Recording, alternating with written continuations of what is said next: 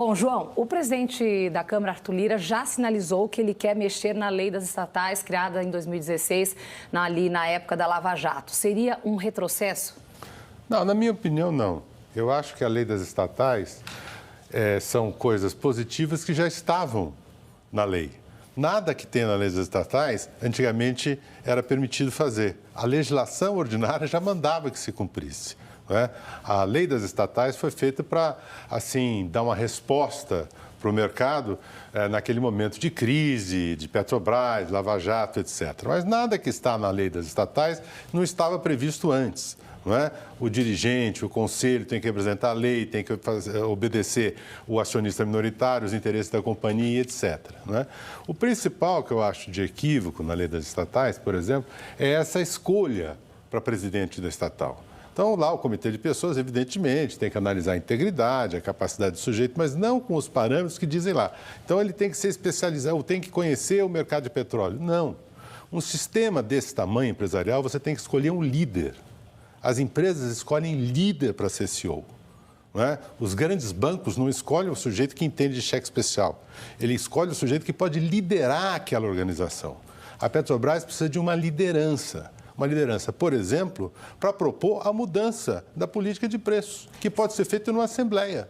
Não precisa de CPI, não precisa de nada. A política de preços está errada, e na minha opinião está errada, não como querem talvez o Arthur Lira e o Bolsonaro, mas ela está errada, a política de preços, não pode ser dessa maneira. Como você muda? Chamando uma Assembleia, propondo uma nova política de preços, aprovando na Assembleia e pelo Conselho e pela Assembleia. Acabou, resolveu o problema.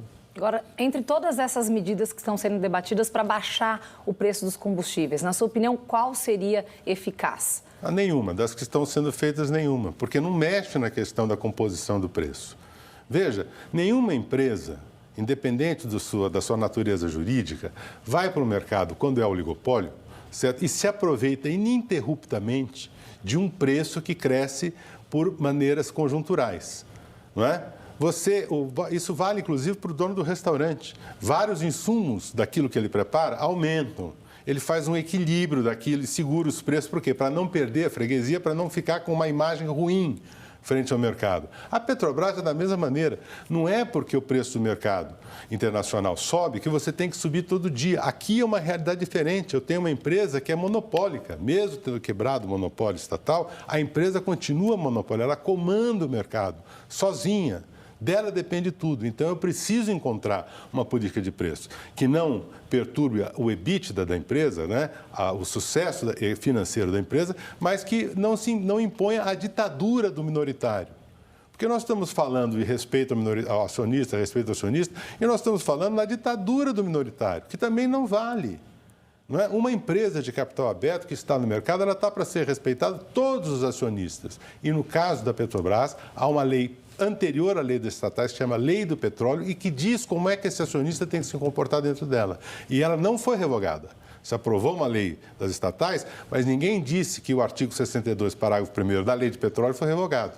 Então, você tem que respeitar as duas partes e buscar um equilíbrio. E foi proposto por um dos conselheiros da Petrobras, proposto para o atual governo, que se fizesse essa mudança na política de preço. E o governo simplesmente rejeitou a ideia.